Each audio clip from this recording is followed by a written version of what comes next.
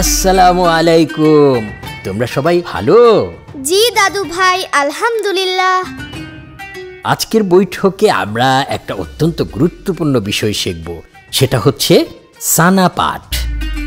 আরিবা, তুমি জানো তো আমরা কখন সানা পাঠ করি?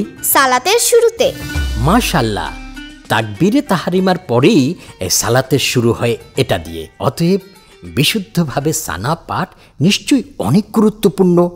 জি দাদু ভাই। আরিবা, তুমি শোনাও আমাদেরকে। সুবহানাকাল্লাহুম্মা ওয়া বিহামদিকা ওয়া তাবারাকাসমুকা ওয়া তাআলা জাদ্দুকা ওয়া লা ইলাহা গায়রুক। মাশাআল্লাহ, মাশাআল্লাহ।